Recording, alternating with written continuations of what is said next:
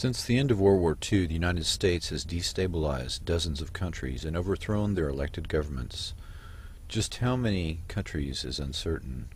In Iran in 1953, the Eisenhower administration joined forces with British intelligence to overthrow the government of Iran, which was seeking a larger share of its country's oil revenues.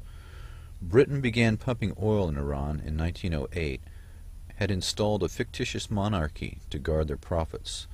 The stated view of Britain had been, in their own words, why should they be concerned with a nation of 7 million lazy, dusty ragamuffins?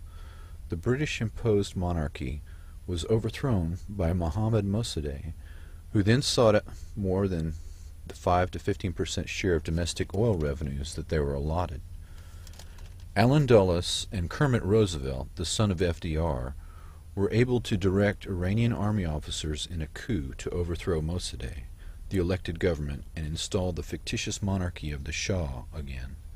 The Shah immediately granted British Petroleum a 40% share of the oil concession, and American firms received 40% as a reward for their participation. The overthrow of Mossadegh emboldened the CIA and became a blueprint for future destabilization operations. Mossadegh represented the legitimate aspirations of a nationalist democracy that was thwarted in the name of anti-communism. The resulting chaos and radicalization of Iran are a direct result of interference in the internal affairs of that nation, what is referred to as blowback. The unintended negative consequences of covert actions against foreign elected governments. The Shah was described in a confidential CIA report as a sociopath who suffered from a dominating father and a sense of the illegitimacy of his mandate to rule. Savak is perhaps the most feared term in Iran. It is the name of the Shah's secret police agency that was set up with the help of the CIA. One American archaeologist who worked with an Iranian female student found that she was missing and reportedly arrested by agents of Savak. Her political affiliations with an opposition party had brought her to their attention, even though these actions amounted to the same thing as an American college student joining the Democratic Party or other loyal opposition party. He was later informed that she had been interrogated, tortured, raped, and then executed. This occurred to thousands of students, professionals, and loyal opposition members who criticized or opposed the Shah's regime. When publicly informed about these actions of his government by journalists, the Shah was sanguine and considered it the price of stability. The excesses of the American selected and trained Savak, as well as the unequal distribution of wealth, directly led to the emergence of the Ayatollah Khomeini and the Iranian Revolution that resulted in the kidnapping of personnel in the American embassy and a hostile regime that views the U.S. as a force for evil in the world, hence the litany of referring to the United States as the Great Satan. In Guatemala in 1954, the CIA accepted and carried out a proposal from United Brands, the company also known as Chiquita Banana, to overthrow the Guatemalan government, which was the only democratically elected government Guatemala had ever had. Chiquita and the CIA replaced that government with 30 years plus, and still counting, of bloodshed under a series of almost barbaric right-wing dictators. The U.S. taxpayers continue to fund these regimes under the recurrent threat that if they do not, the Guatemalan people will fall prey to the evils of communism. In Guatemala, a mere 2% of the population owned 72% of the land. 90% of landowners were confined to the poorest 15% of the land. United Brands owned the railroads, the major port, and vast tracts of some of the most productive agricultural land on earth.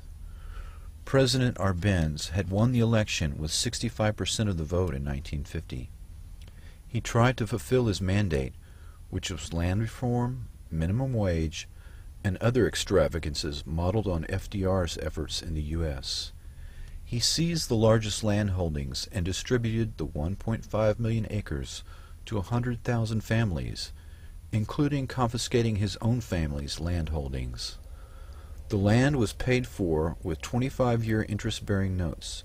This was perfectly within the guidelines of Kennedy-era Alliance for Progress program or other U.S. programs in El Salvador and Chile, the only difference being the investment by United Brands and the political influence they could bring to bear on the Arbenz government. The U.S. Secretary of State under Dwight Eisenhower was John Foster Dulles, a partner of the law firm of Sullivan and Cromwell. He had personally handled the purchase of the Central American railroads for United Brands. Both John Foster Dulles and Allen Dulles, the head of the CIA, had represented the wealthy Guatemalan landowners, as well as United Brands and other powerful economic interests in Guatemala. Allen Dulles and John Foster Dulles orchestrated a campaign to paint the Arbenz government as communist, or red, and launched a mercenary war from Honduras. John Moore's Cabot attacked from the State Department, Henry Cabot Lodge attacked from the UN, and Eisenhower's personal secretary lobbied him for her husband, who was the public relations director for United Brands. All of these people in the U.S. government were invested in the status quo in Guatemala, either as attorneys, investment bankers, or stockholders. Arbenz tried to buy weapons on the open market to defend himself, but the shipment was captured and held up as proof that he was communist or red. The U.S.-backed mercenary army invaded Guatemala in force, but was about to be defeated when CIA pilots intervened and turned the tide of battle. Arbenz fled to Mexico, and United Brands and CIA representatives in Guatemala handpicked an unknown, Carlos Castillas Armas. The bloodletting among the peasant population eventually numbered several 100,000, and at times took on the character of a genocidal war carried out by forces trained, equipped, and supervised by the United States. In 1979, 90% of the farmers continued to own 16% of the land, an eternal source of revolution that will have to continually be crushed with the help of the U.S. taxpayer. In 1966, a swell of revolution brought a full-scale U.S.-sponsored counterinsurgency response program to Guatemala, including arms, advisors, and even Green Berets. A State Department study analyzed the program years later and stated, quote, "To eliminate a few hundred guerrillas, the government killed perhaps 10,000 Guatemalan peasants," unquote. Father Ronald Hennessy wrote of one event among many. July 14, 1982, the local military commander sent word for all the people of the Aldea of Pentinac to be assembled for his arrival at 11 o'clock. At 4 p.m., all of the men, with hands tied behind their backs, were escorted by the soldiers to one house, shot, stabbed, and piled one on top of the other, and covered with burnable items of the very house, which were sprinkled with gasoline and set on fire. The women were treated the same as the men, differing only that some had live babies on their backs when they were stacked for burning. The other children were tied one to another and pulled alive into the flames of a third house by the soldiers. In September of 1981, an association of Guatemalan coroners complained that they couldn't keep up with the demand for autopsies because the number of violent deaths had increased so rapidly, 50% higher each month than the last.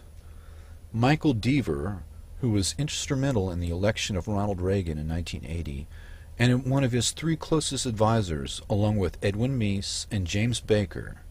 His public relations firm, Deaver and Hannaford, took on various right-wing Central and South American landowners and businessmen as clients, among them a contingent of Guatemalans.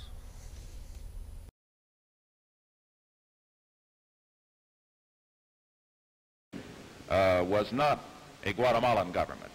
It was a foreign government controlled by foreigners. Control.